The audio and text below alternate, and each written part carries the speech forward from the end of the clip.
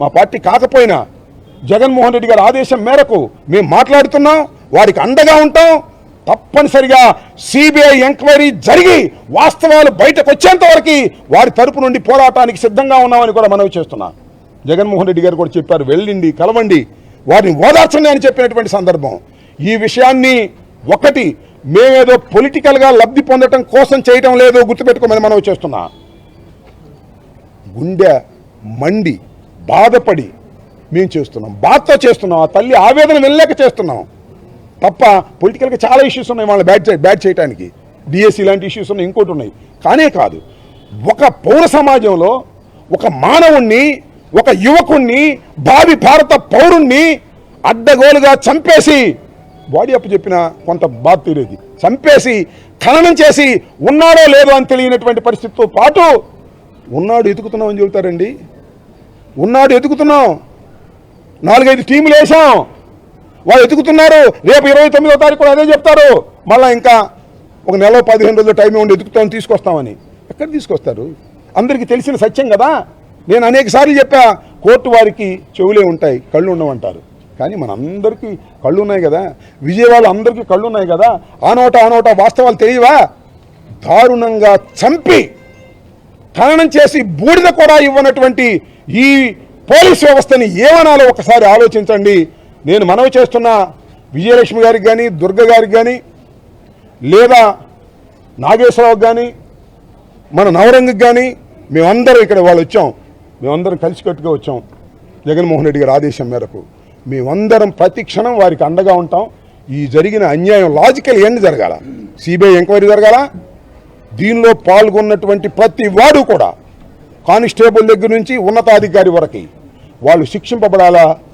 Like తమిళనాడులో మీ అందరికీ తెలుసు, ఇలాగే లాకప్ డెత్లో తండ్రి కొడుకులు ఇద్దరిని చంపేస్తే తమిళనాడు కోర్టు ఒక జడ్జిమెంట్ ఇచ్చింది. 9 మంది కూడా ఉరిశిక్ష వేసింది, ఒకసారి కాదు 2 సార్లు వేసింది ఉరిశిక్ష. కాబట్టి ఇలాంటి లాజికల్ ఎండ్ జరగాలి. భారతదేశంలో ఇలాంటి చర్యలు, ఇలాంటి సంఘటనలు మళ్ళా జరగాలంటే భయపడాలి పోలీస్ వ్యవస్థ. అప్పటిదాకా ఈ కుటుంబం ధైర్యంగా నిలబడి ఈ వ్యవహారాన్ని చేయాలని, దానికి మేము మద్దతు ఉంటామని, మాతో పాటుగా రాజకీయ పార్టీలకు అతీతంగా ఎవరైతే ఎన్జిఓస్ ఉన్నారో, పౌర హక్కులు కాపాడుకోవాలనే బాధతో ఉన్నారో వాళ్ళందరూ కూడా వాళ్ళని సపోర్ట్ చేయండి. సపోర్ట్ చేసి ముందుకు తీసుకువెళ్ళి ఈ సమాజంలో ఒక మార్పు కోసం, పోలీస్ వ్యవస్థ చేస్తున్నటువంటి దుర్మార్గాలను ఎండగట్టడం కోసం అందరూ కలిసి రావాల్సిందిగా ఇవాళ చనిపోయినటువంటి గాదే సాయికృష్ణ ఇంటి ముందు నిలబడి, ఆ చనిపోయిన సాయికృష్ణ యొక్క తల్లిని పరామర్శించి, వారి కుటుంబాన్ని పరామర్శించి, వారి ఇంటి ముందు నిలబడి మిమ్మల్ని అర్థిస్తున్నాం, సపోర్ట్ చేయండి, ఈ బాధాకరమైనటువంటి విషయాలను ప్రపంచానికి తెలియపరచండి అని మీ అందరినీ కూడా మనస్ఫూర్తిగా కోరుకుంటున్నాను. ధన్యవాదాలు. ఈ కేసుకు సంబంధించి ఒక సామాజిక వర్గాన్ని రెచ్చగొట్టే ప్రయత్నం చేస్తున్నారు, డివైడ్ చేసే ప్రయత్నం చేస్తున్నారు. ఏంది ఆరోపణ? ఏంటి? వాళ్ళు మా సామాజిక వర్గమే, ఏంటి తప్పు? వాళ్ళు మా సామాజిక వర్గం అయితే, మా సామాజిక వర్గం కాకపోయినా ఇలాంటి చర్య జరిగినప్పుడు మేము సపోర్ట్ చేస్తాం. మా సామాజిక వర్గం వాళ్ళు మాకు ఒక మాట మాట్లాడితే మాకు బంధువులు కూడా అవుతారు. దివితాలూకాలో పుట్టినటువంటి వాళ్ళు, నేను దివితాలూకాలో పెరిగినటువంటి వాడిని. అర్థం కాల? వాళ్ళ కృష్ణ మాతో పాటు ఉన్నటువంటి వ్యక్తి, వాళ్ళ నాన్నగారు, మా బంధువులు, మా కులస్తులు. తప్పేంటి? వీళ్ళందరూ ఏ కులస్తులని వచ్చారు చెప్పండి? ఏ కులస్తులు వచ్చారు? ఏదో ఒకటి డైవర్ట్ చేసేటటువంటి కార్యక్రమం. అతను రవిడి, అమ్మటి రాంబాబు శవం దొరుకుతారు, భుజాన్ని తీసుకెళ్తాడు. ఇదా ఆ ఫోటో అయింది కాదు, ఎవరిదో ఫోటో తీసురా, ఆయన తీసురా. ఎవరు చెప్తున్నారంట కొన్ని టీవీలు, ఆ ఫోటో అయింది కాదు, రాంబాబు మిస్లీడ్ చేసి ఫోటో కరెక్ట్, ఆ ఫోటో అది కాదు, తీసురా ఫోటో. ఆ కాళ్ళు ఆయనవి కాదు, ఎవరికి తీసురా ఆ కాళ్ళు. మనిషిని చంపేసి ఏందయ్యా మీరు చేసేది? మేము పోరాడుతున్నాం వారి కుటుంబం తరఫున, వాళ్ళకి అన్యాయం జరిగిందని పోరాడుతున్నాం. వాళ్ళు మా పార్టీ కాదు, మీకు తెలుసు. వాళ్ళు చెప్పారు, నవరంగ్ చెప్పాడు. అవన్నీ రాజకీయాలు నేను ఇక్కడ మాట్లాడదలుచుకోలేదు, రాజకీయాలు మాట్లాడే వేదిక వేరే ఉంది.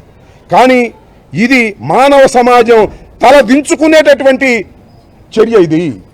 దీని మీద వెలుగెత్తండి, గొంతెత్తండి, పౌరులు గొంతెత్తండి, పార్టీలే కాదు అని నేను మిమ్మల్ని అందరినీ కూడా హృదయపూర్వకంగా కోరుకుంటున్నాను.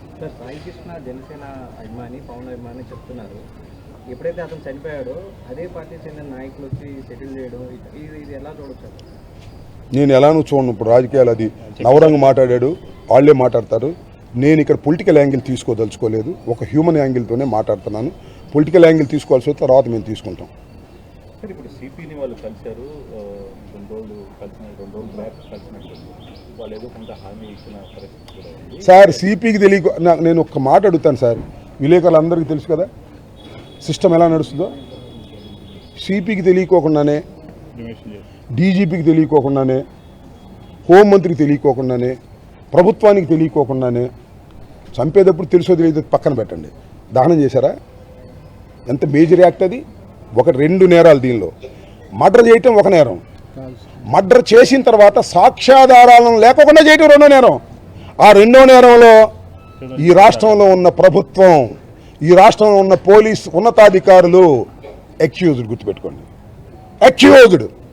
ఈ సిఐ ఎస్పీకి చెప్తాడు, ఎస్పీ మీన్స్ కమిషనర్ చెప్తాడు, కమిషనర్ ఐజీకి చెప్తాడు, ఐజీ లెవెల్ అనుకుంటా డీజీపీకి చెప్తాడు, డీజీపీ హోంమంత్రికి చెప్తాడు, హోంమంత్రి ముఖ్యమంత్రికి చెప్తారు. మొత్తం జరిగిన తర్వాత క్రిమినేషన్ జరిగింది, రాసుకోండి నేను చెప్తాను. వాళ్ళ ఏమను ఎంక్వైరీ, సిబిఐ ఎంక్వైరీ దమ్ముంటే వాళ్ళ ఏమను, కోర్టు వేయటం కాదు, ప్రభుత్వమే ఎస్ ఇది fit for the CBI enquiry, మేము సిబిఐ ఎంక్వైరీకి మేము రాస్తున్నాం అని చెప్పమనండి. వాళ్ళకి ధైర్యం ఉంటే ఏదో ఐపీఎస్ ఆఫీసర్ని ఒకటి వేసేసి తూతు మంత్రం చేసేస్తారా? ఏంటిది? మరణం అండి. అంటే ఐజీ స్థాయి వ్యక్తి సిపి స్థాయి ఈక్వల్, కానీ ఆ ఎంక్వైరీ కేసులో ఎస్పీ స్థాయి వ్యక్తిని ఎంక్వైరీ ఆఫీసర్ చేయడం ఏంటి? తూతు మంత్రం చేయడం అదే కదా. అసలు దీనిలో ఐపీఎస్ ఆఫీసర్ పోలీస్ డిపార్ట్మెంట్లో ఎంక్వైరీ జరగడం ఏంటి? న్యాయస్థానాల్లో జరగాలి, లేదా సిబిఐ లాంటి ఉన్నత సంస్థలు జరపాలి. తూతూ మంత్రం చేసి, తుమ్మకాయ మంత్రం చేసి దీన్ని పక్కన పెట్టాలని ప్రయత్నం చేస్తున్నారు. ఇంతకు ముందు కూడా ప్రయత్నం చేస్తే దుర్గ లాంటి న్యాయవాది ఉండటం వల్ల ఫైట్ చేసి వాళ్ళు బయటకు వచ్చారు. హెబియస్ కార్పస్ వేయడానికి కూడా చాలా కష్టపడ్డారు. మాకు తెలియదు, అది ఇప్పుడు చెప్తే వింటున్నాం. హెబియస్ కార్పస్ వేయడానికి కూడా ప్రేరణ దొరకకుండా చేశారు. పోలీస్ వ్యవస్థ అంత స్ట్రాంగ్గా ఉంటుంది, మీ అందరికీ తెలుసు. పొలిటికల్ బ్యాక్గ్రౌండ్ ఉంది కాబట్టి మేము ఎదుర్కొంటున్నాం.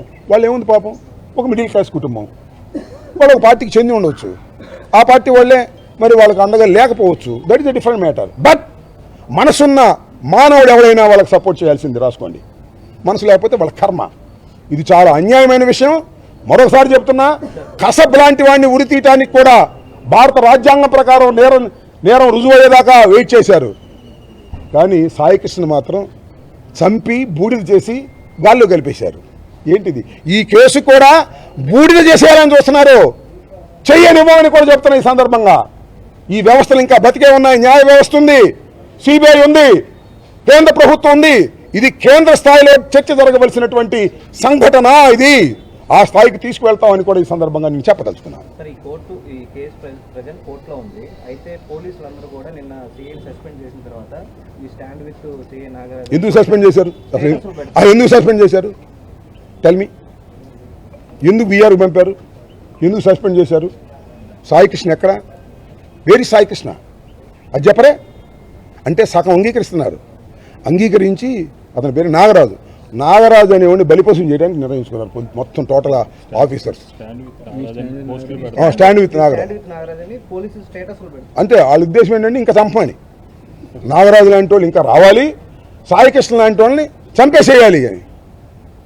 బ్రదర్, నన్ను కొట్టడానికి ప్రయత్నం చేశారయ్యా. మాజీ మంత్రిని, 69 సంవత్సరాల వృద్ధుణ్ణి నన్ను 24 గంటలు పోలీస్ స్టేషన్లో పెట్టి అర్ధరాత్రి తీసుకెళ్ళి నన్ను కొట్టడానికి ప్రయత్నం చేస్తే ఎంతమంది సాయికృష్ణను చంపుతారు? దీనికి వ్యతిరేకంగా పోరాడతాం, ఆ కుటుంబానికి అండగా ఉంటామని కూడా ఈ సందర్భంగా చెప్తాం. అడిగితే డెఫినెట్గా ఇస్తాం. వాళ్ళు అడిగితే డెఫినెట్గా all angles will support. This is most inhuman. మానవ సమాజం సిగ్గుపడాల్సింది. జగన్మోహన్ రెడ్డి గారు ఫ్రీ హ్యాండ్ చెప్పారు, మీరు వాళ్ళకి ఏం కావాలంటే అది మేము సహాయం చేస్తామని. దానిలో ఏ సందేహం లేదు. Okay, thank you. మాట్లాడదాం అమ్మా.